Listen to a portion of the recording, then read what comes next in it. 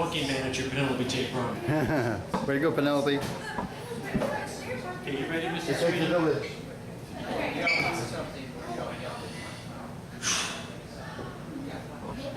You ready, right? I'm ready. Hi, This is gonna get crazy in like 3 seconds. It's just gonna be like a fire. Ladies and gentlemen.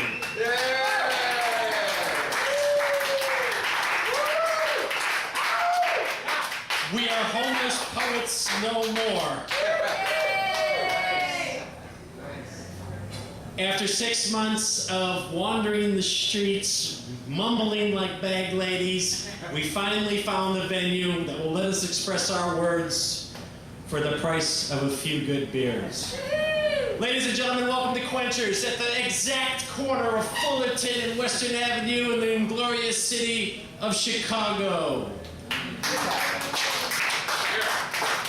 We start a new chapter in our poetry careers, and on a new corner with old friends and some new faces, and we appreciate you coming out. Don't forget that Quenchers has made us feel very welcome, so let's keep them making us feel welcome by drinking and tipping and not littering on the floor. My name is Bob, and formerly the host of HoHi Biscotti Poetry, now the host of Quenchers Poetry. I never believed in the life cycle of the butterfly until I died and was born again on the stage. I'm going to call this is our opening night, and if we sound rusty, it's only because it's been raining and we squeak because we're made of metal. I'm going to start off with a couple of pieces. We like to consider ourselves to be working class poets, and what I mean by that is we work at creating poetry and we write new work. So I wrote a few pieces today, and I hope you enjoy. This first piece I wrote sort of as an exercise in poetry to get my rhythm back, and I'm calling it now my first Quenchers poem. And I never get nervous, and if I did get nervous, I would be nervous, because I haven't read in 6 months. Gotta find my rhythm, my airplane flight to the bullpen, the planet radioactive again, my pointless destination, the home page of a salvaged friend, things my mind can barely bend, autopsy of ordinary men. How many more troops can we send? How much more money can we spend? Time to start saving again. A world of mirrors of the next trend. Gotta find my rhythm again. Gotta find my natural rhyme. Give myself an eternal time. Wire me to an electric line. Mother Nature's the new crime. Seek and ye shall find. The man and his plow left behind. The millionaires, they're all doing fine. The poor are always so kind. The subway takes us to the grind. No ozone left in the human mind. Just when I was in my prime. Gotta find my natural mind. Gotta find my inner beat. Through a heart incomplete. Pass out in the back seat. Hit hollow pavement of the street. Measure the distance to defeat. Say again a prayer I repeat. Control, Alt, Delete. Technology's ultimate feat to make today obsolete. Someday the planets will meet. But you're the one I need to greet. Gotta find my inner beat. Gotta find my eternal soul. Proportionate to rock and roll. The flabby gut of my self-control. Are you unloaded or on reload? Are you bartered, broken, or sold? Emptiness is all you can hold. Emptiness is all you let go. Nothing on the Late Late Show. Nothing can hold you when you let go. A man on collapse, a man on the fold. For my woman I paint in gold. For the wonder I stand and behold.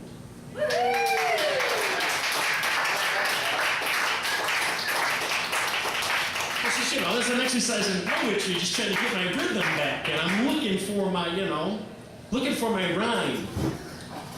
Wordsworth had all those daffodils, and Blake had all those mental visions, and Emily Dickinson had her bedroom, what do I got, This poem I've been actually working on for about 6 months, and I worked on it a lot today to try to get the rhyme right, and I had this idea.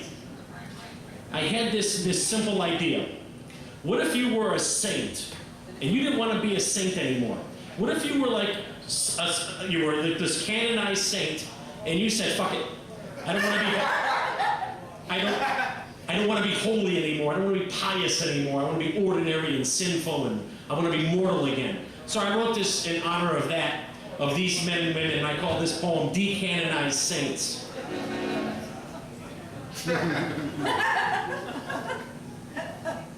Your ships just came in. So this poem's called Decanonized Saints. Saint Francis became Frank. Hated animals, smoked cigars that stank. Never threw breadcrumbs to the birds, armed the cavalry to shoot buffalo herds. He got drunk as a monkey when he drank, wore furs to the zoo as a prank. But hey, that's Frank. Saint Joseph became Joe, muttered, "You reap what you sow." A fine worker of birch and pine, God stole his Valentine. Gave the family business to a son in the know. No woodshop in the desert would ever grow. But then again, it's all who you know. Eh, Joe? Yeah. St. John the Baptist became Jack. Said love before you attack. What about my memoirs? I managed the Messiah and movie stars.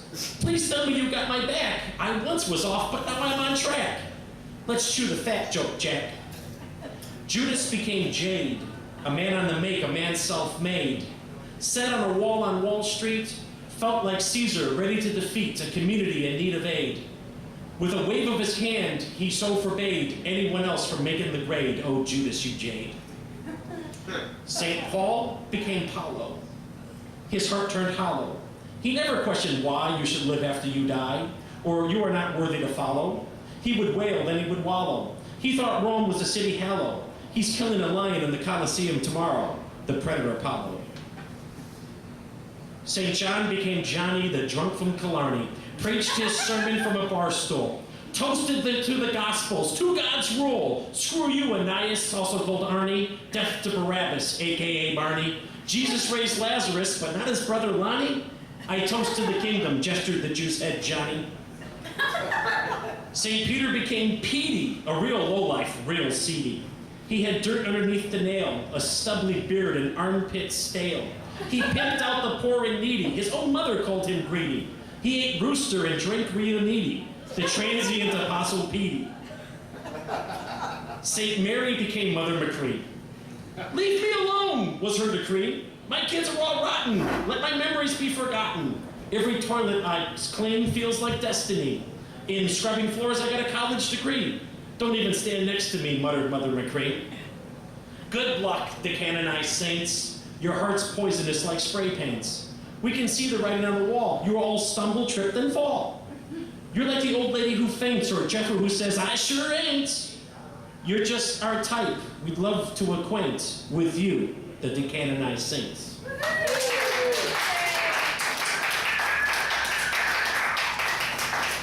The poets are just working out their, just trying to work out the few, bust out a couple of new verses and try to get this thing started again.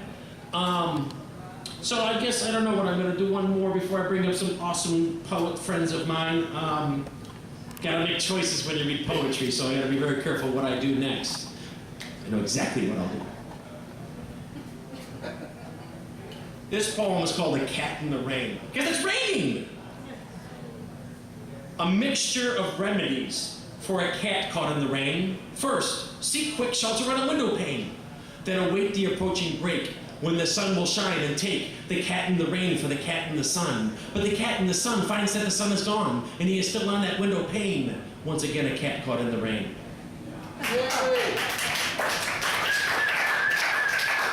Ladies and gentlemen, if you only knew how much it meant to me personally that you would come here and listen to the words out of your working class poets, if I could, I would buy you all a drink. But since I can't, when you buy yourselves a drink, think of me. That logical analysis being concluded, I want to bring up some real poetry, extraordinarily talented poets. I want to start with a long, dear friend of mine. He's also my attorney. So Be careful. If you sue me, you might regret it, because he's a pretty savvy guy, and he loves poetry, and he loves beauty, and he loves truth. Please give a warm quencher's hand for Jim Doyle.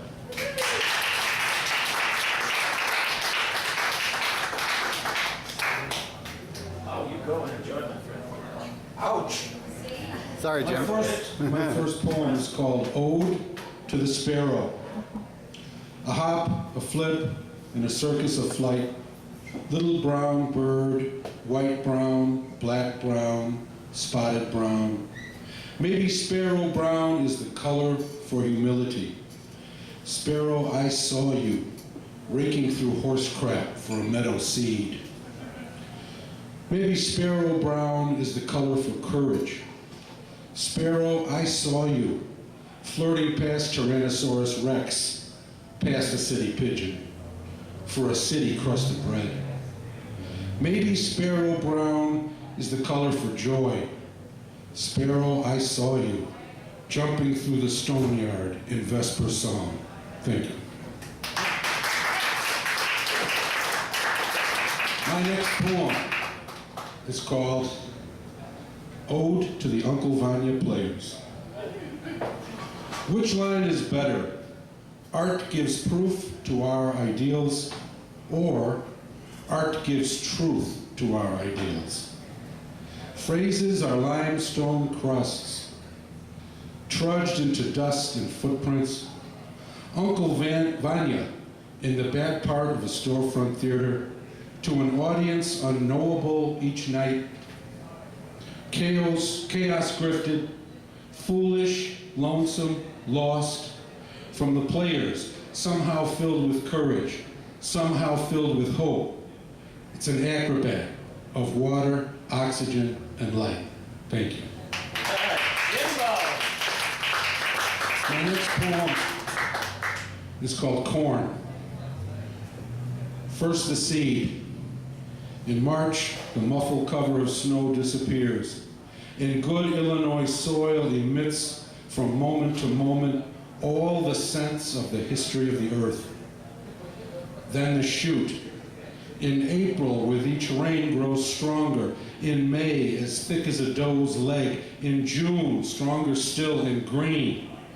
Then the ear. As June is July, as tall as the boy who rides in the tractor. In August, all children work at detasseling till the end of long days, now golden and rose. Then the kernel. August bakes away. In September, on the coolness of evening, is harvest. The monstrous combine gleans all the cobs and screens fodder for forage forever. Thank you. My next poem is called American Jesus. There is no doggone Jesus like the American Jesus. Big and strong with 100-yard dash. He built a dam, he built a railroad, he drives a Cadillac or a pickup truck on the highway system he built. He washed the feet of a pretty girl in his bed, in his motel room, by the side of the highway system he built. Thank you.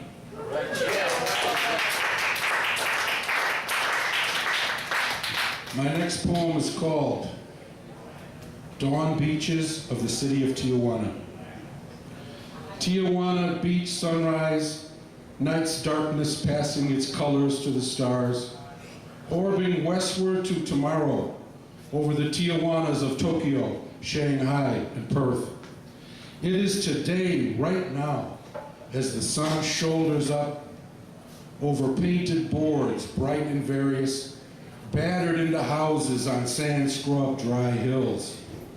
Beautiful Poverty Beach, tar film and bits of trash, scent-marked, where the breaths of the sea and sand bell are displayed like a galaxy.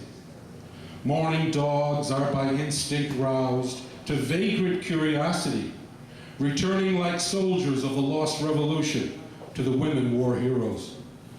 Everything held in balance by the very salt flakes of air, The city street on the cliff is an obituary for the history of a country alive in spite of wounds to the heart, wounds to the family. The tribe of fusion greets the day on the bone sand of ancient murders. Thank you.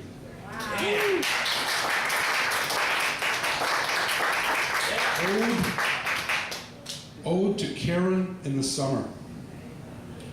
June wore her green dress, long her favorite color, the color of her ancient Roman clan, Roman green. June wore her green dress as my finger traced a soft essay upon your perfect back.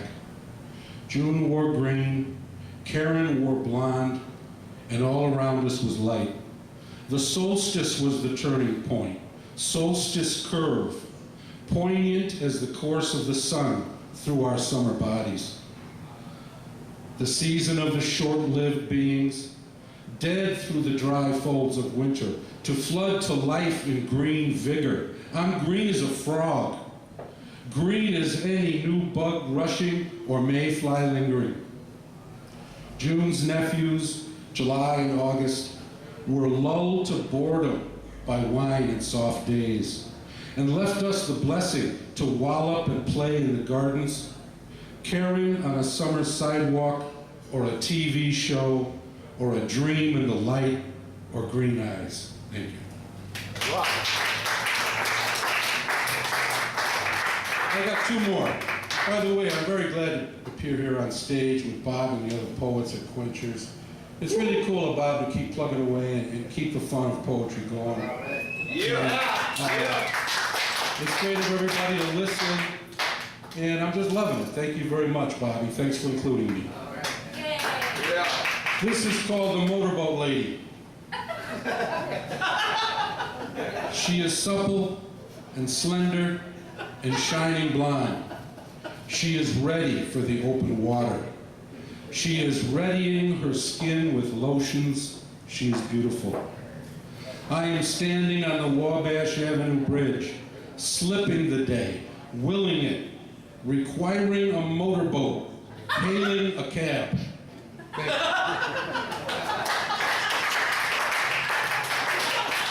I'll stop. My last one is called Kentucky Derby. It's dedicated to an animal named Smarty Jones. Okay. Kentucky Derby. Horse naked, a barn sleeper. He can swim in the sun in a barn. He loafs in an apple yard, snapping the pea grass as blossoms inhale and exhale Kentucky spring. His friend the goat is patiently trimming the grass beneath. Today is Saturday. Steel strips are winged to his toes, tiny shields. He can carry a man running. His tail is a whisper trail. In sharp silk clothing, a fearless man holds on, still cropping the slender, useless whip. A man and a racehorse in a jagged, steady burst, pushing through the vortex. Is this the vortex of horse speed? A horse in a puff, in a dreamscape, a puff. Can he see the dawn coming? He's fast, on his toes, and he's past us. Thank you. Wow.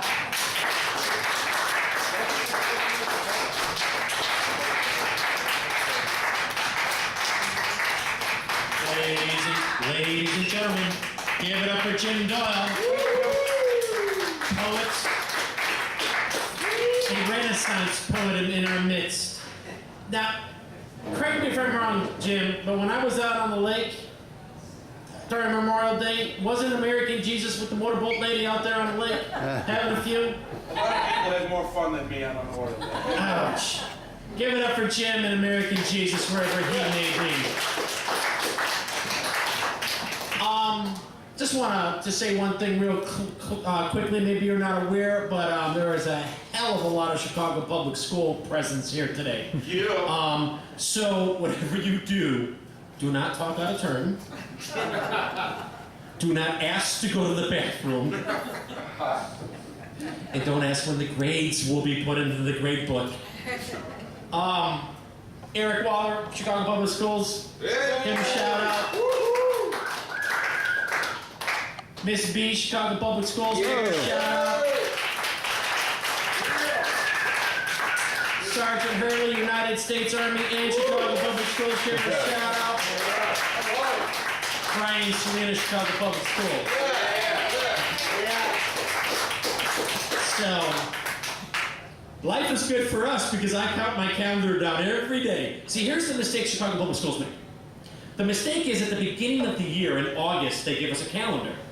You know, with like little kids' faces on it, little kids holding hands and, you know, making stuff with crayons. And then grade school kids, they have a calendar for that too. But, I'm not Johnny Carson up here. I don't know what day it is. I mean, real, you know, teachers in the trenches, we don't know what day it is. Every day is kids in need. And kids they have to have it now. And, well, when late May rolls around, I get out my calendar, and then I start counting down the days until summer. So, this is a pop quiz for teachers. How many calendar days of actual instruction is there until we're free? 10. Close. 15. So, That's what day it is. So, thank you, American Jesus, because I know that Mideast Jesus makes those kids go to school through late August. So anyway, give it up, Chicago Public School teachers.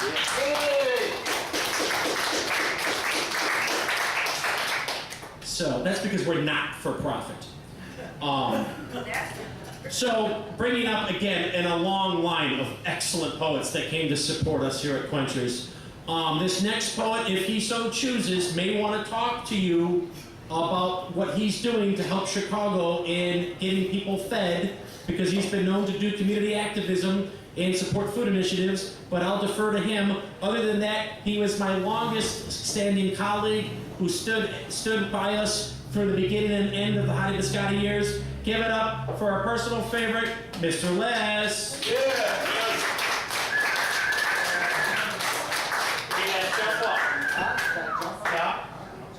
We don't carry insurance, Jim, note that. Quencher's lot, it's no Camelot. For how can we catch the eye of the barkeep's eye and love those locks from afar? But still, we'll put out a pail and drink what we can, read what we write, and tonight unite in sharing our plight.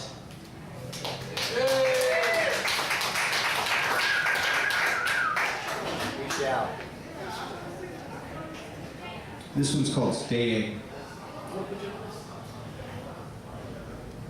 Watching Facebook scroll by. Those that did not die pass by in fragments of sentences.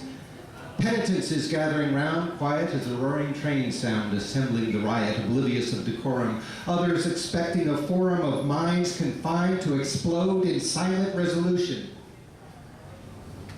But the revolution had won, had taken with a small piece of bacon that hungry soul, and retold the story of the sun and the land, to run the vine intertwined in the stalk of the corn. We mourn the story, cried the ancient chorus of Greeks. We mourn the loss of story.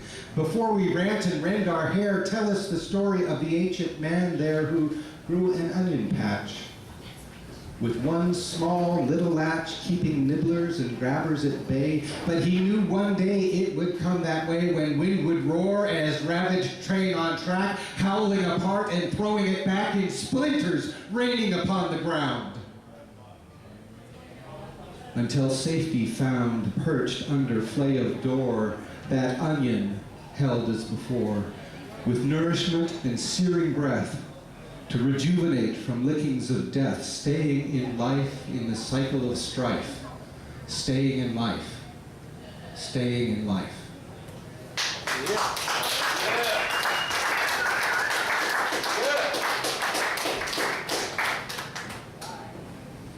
I'm starting an organization called Neighborhood Nutrition Centers, and I'm proud to announce that we now have a corner plot at the Lincoln Square Chamber of Garden Community Garden, located north of the Walgreens on Lawrence and Western Avenue. We're also in contact with Waters School Garden and have a commitment for 2 raised beds to be dedicated to our project of getting food to people that need help in their access to food. I'm also happy to tell you that I've been talking to the WIC program, and we hope to be announcing something soon about our partnership there. So that's what I've been doing, sir. All right. And I also just came back from Portland at the Community Food Security Conference, where I was there for 3 days and also had an opportunity to tour gardens and community gardens and urban farms in those areas. And I gotta tell you, Chicago's way behind in our work. This is called Trains Whistle. Trains whistle, thoughts rumble past, plains thistle tumbles, outlast the wind as rivers rise. Non-conspiratorial eyes do not see remnants that be etched in mind, a sadness spree. Engine slows, this freight must pass. Tracks clear as last cyber court sending text. Whistling refrain calls what's next, a moment not alone, connected, going home.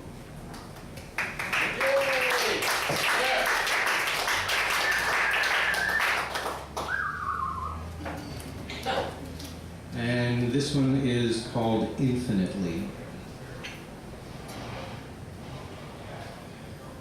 There it came, slowly in, caressing the long-lost addiction. Let it in, let it in. It's touching our food in the cows that we treat, holstering their udders, claiming their meat, utterly, utterly unfathomable, as becquerels fall slowly in the rain. Wash it off, grow it at home, for you need to. Honeycombed in the understanding of our truth is that youth passes, and elder finds need to shout warnings, out of bounds. Yet they can't hear us proclaim, run from the tide, the waves coming in, crashing on, crushing honeycombed homes, their lives, their dogs, they're scared. Rescues come forth, they gather rather than complain, pick up, push on, dig through the muck and find an onion in the ground. Cut the rain, yet fear, cause, and its effect. Thoughts crash repeatedly like rocks on the shore. What if again? What if again? Thirst supersedes and thoughts wane as blessing is given to cupped hands holding drinking rain.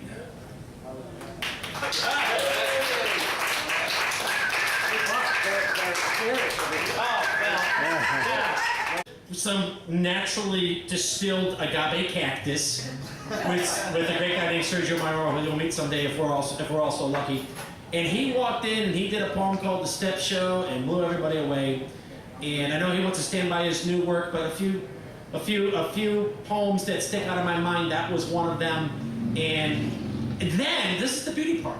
Having just met him, it was remember you bought me a shot of whiskey at the bar? I can't believe I had any money. You bought me a shot of whiskey at the bar. Because I needed whiskey. Yeah, I kind of like did a fake move, like I might buy you a beer, but Yeah, we know that one. and the funny thing was is that the reason that's so historic, if you will, is Weeds is a tequila bar, and who's drinking whiskey at a tequila bar, but this man was, and he didn't want an intro, so I'm going to give him the intro for people who don't like intros. Please welcome Austin Bader, a fucking great poet.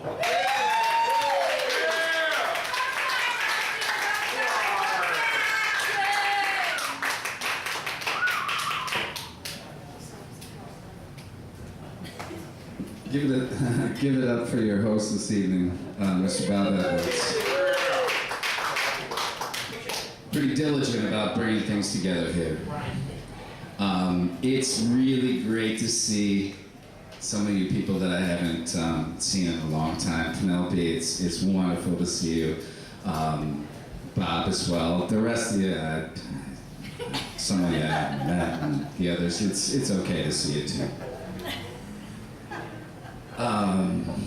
Like Bob said, I'm a little bit rusty myself. Let's start off with something called the title bout. I'm sitting in a bar watching a fight on the TV. It's a 122-pound title bout. And I'm trying to figure out whether pugilism is a metaphor for some greater life battle. Like good versus evil, or right versus wrong, or black versus white versus tan versus Italian, and I've come to no conclusion whatsoever. I must say I'm relegated to believing it's just two mean motor scooters, pissed off beating the snot out of one another for an oversized, gaudy discount store belt and a purse. Yeah, they get paid a purse. But it's interesting because they're lightweights and they move much quicker than heavyweights, like moths circumnavigating the omnipresent quick death of a bug zapper, as opposed to two swollen sloth vying for a spot at the trough before the ensuing slaughter. And the commentators postulate. The hometown fans gesticulate. And the bookies, well, they masturbate. Salivating like the dogs of Pavlov, conditioned to savor the fleeting flavors of open flesh wounds and open wallets. Yeah, I'm sitting in a bar watching a fight on the TV. It's a 122-pound title bout. Thank you.